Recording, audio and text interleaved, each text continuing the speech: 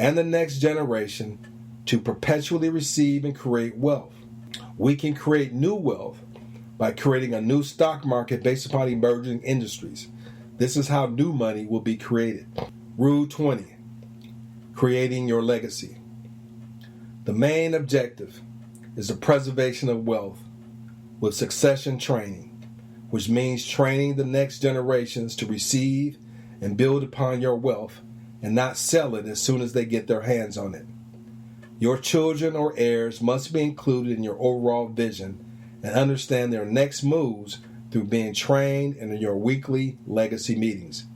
This is the reason that I've created the Estate Planning Legacy Calendar in Boardwalk School of Economics in order to facilitate the training of my membership community.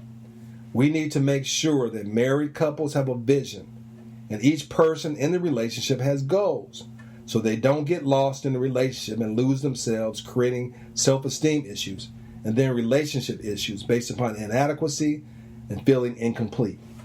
You've always heard the relationship, I put everything into you and I gave up on myself. You don't do that. You know what I'm saying? Because it will backfire. Every person should have goals, aspirations, and work toward them. Then you have your marital goals, and hopefully they coincide together. And teach your children to have goals. Then you guys work together. And the estate planning calendar is a weekly meeting place where you sit down once a month. You create a new budget, and then you sit down every week. You have your family meetings, and then you talk about, and this is an opportunity, if you have young children, to make sure that they can read and write at their grade level. Check them. You know what I'm saying? Make sure they can read. Make sure they know their math. You know what I'm saying? Be involved in their life. Because I've been in situations where at the school, the child was, you haven't seen the parent all these years, and all of a sudden at the 8th grade level, this is the middle school, because the child will not be able to walk, all of a sudden the parent pops up, why is my child is not allowed to walk at graduation? Wow. We're trying to contact you for all these years, and all of a sudden you pop up. Listen, your child can't read. You know what I'm saying? The child is behind. And all of a sudden, you waiting all these years and all this time, and you don't know your child can't read? Smack yourself. Smack yourself. Parenting is not for the lazy. It's hard work. You have to engage your child, and it will pay off. Right? Each individual's goals should fit into and strengthen the marriage relationship. Your children should have goals and train in the business of life, as well as the family business, which is being groomed to be successful in life. These things go together. Because a lot of the children, when they graduated, they're not prepared to face life on life terms. They're frightened. They're scared. And that's why a lot of them end up going to jail, because they're not prepared to face life, or they never move out of their parents' house. Now, this program will prepare your child to be able to compete in life. If you're fortunate enough, everyone be on the same page, interested in building a family dynasty with a vision of increasing our collective prosperity. The individual, work on the individual is like a transformer. Then we meet together, all the pieces come together. Just like your body.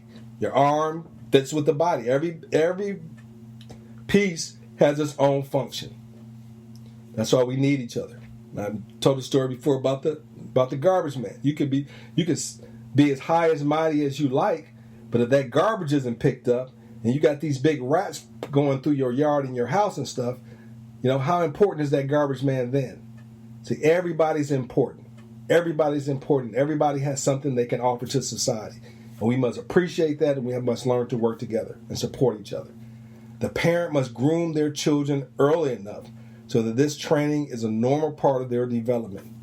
This country has trained us to steal from one another, trained us into overconsumption and greed without thinking about the future. Party, party, party, and tomorrow will take care of itself. The traditional black preacher tells his congregation that if God could feed the birds and the animals in nature, he will take care of you.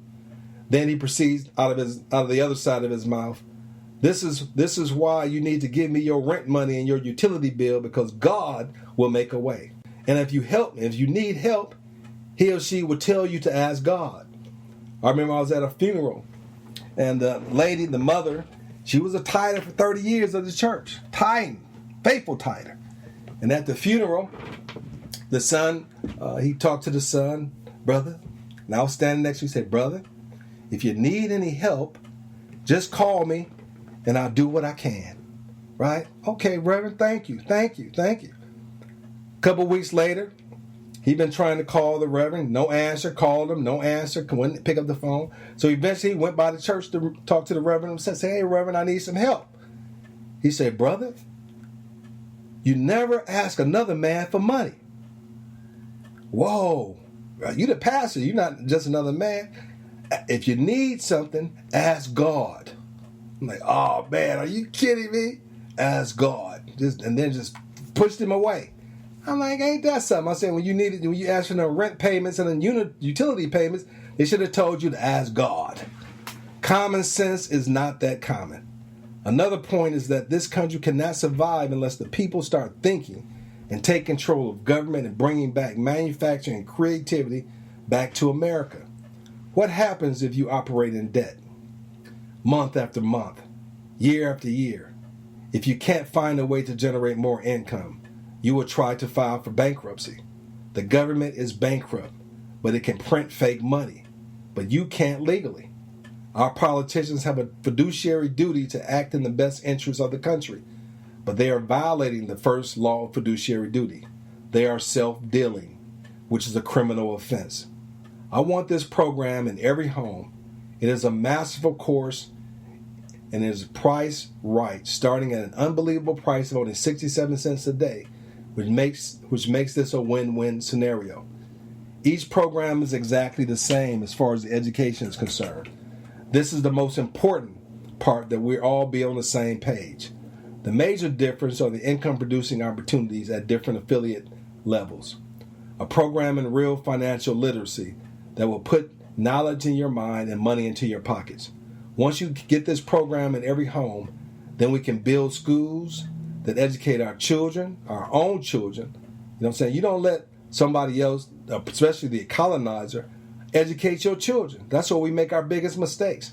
All these churches together, they have not organized themselves to create schools for our children. They have not come together to educate. All they're interested in is how many tithers they have and how much offering they can receive every month, taking that money outside of our community and doing nothing to rebuild our community or help the citizens of the community. This is a 21st century ministry, right? This is a two-way transaction. We're not going to glean the field and leave you kicking rocks. We all want to prosper together. We want to build communities by creating new jobs and industries. Most importantly, each of us who participate will have the knowledge to sustain the progress. This is the game changer. Let's look at the bottom line here. Your commitment to excellence will transform your life by being more capable of competing in a competitive world and generate dollars to help pay off bills, and depending on your energy, effort, and enthusiasm, will create opportunities to recycle income through our communities. We know that poverty kills and leads to a miserable existence. When you are poor, it leads to poor health, which leads to making poor life decisions. So, when I talk about taking personal responsibility, it's just that. Taking responsibility for the outcome in your life. I am giving black to the community, but will the black community respond in kind? The majority of Americans can't afford a quality education and only have a free high school education, which they didn't get into and appreciate at the time. This means that many of the skills necessary for success in life remain undeveloped, like being able to read and listen carefully to reach the proper decision. We talk too much and listen too little. So, I have attempted to level the playing field in this game of life. In part 1, I talked about the importance of balance, where your spiritual person and material person must coexist. We talk about life after death and preparing to go to heaven. Too many people, though, skip over life and just concentrate on death after life. This is the realm of dysfunction, where a person is so religious they cannot function in reality, because if it's not in the Bible, it can't be true or necessary for their survival. Alert! The life you live is now will dictate how you will be judged in the afterlife. Many believe that religion is a concoction of man, used only to control the population by putting them into religious submission, so they can be easily controlled, which is evident in our families and societies at large. But it does not create peace and harmony, which means your submission is the only objective and not your inner peace, harmony, and prosperity. Since no one really knows for sure if there is life after death. But be prepared anyway by becoming your best self and living your best life. Another win-win. I can't believe in religion as it is currently being practiced, and I was indoctrinated as a child just as you. But you can now work on having heaven on earth and look forward to entering heaven after your journey here on earth is complete, because you live the life that God would approve, a reasonable God requirement. You find personal salvation through the practice of becoming your best self and the helping of others. This is my religion. Let's stop looking for answers outside of ourselves and practice personal growth, which is our reality. Jesus told us in no uncertain terms that the kingdom of heaven is within and to love one another. Okay, I'm going to make this brief synopsis available on a PDF download in order to support this movement. However, you still need to go to the website and enroll in the Rite of Passage program to get started. Compared to paying up to $40,000 per year, and at the end of 4 years, you'll still need to knock on someone else's door without knowing what to do with the income you now have at your disposal. If you're lucky enough to find a JOB, and you still have a loan that you have to pay off for quite some time. After you have watched enough videos and read enough of the websites, sign up and you will be enrolled in a 7-day orientation, which will get you started on your journey, and you'll receive more information about the Boardwalk School of Economics. Or you can go straight to the websites at boardwalklifeplan.com, which will take you to powerthroughunity.org. Just follow the links. Take the time to read the material in order to get acclimated. This is an intensive college curriculum which will build a new generation of thinkers and doers, producing a new class of leaders, which I hope one of them will be you. Don't get left behind.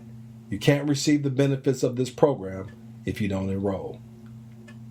Peace, love, and prosperity. Respectfully yours, the Reverend Dr. Claud A. Sinclair. Peace. Boardwalk School of Economics, the right choice.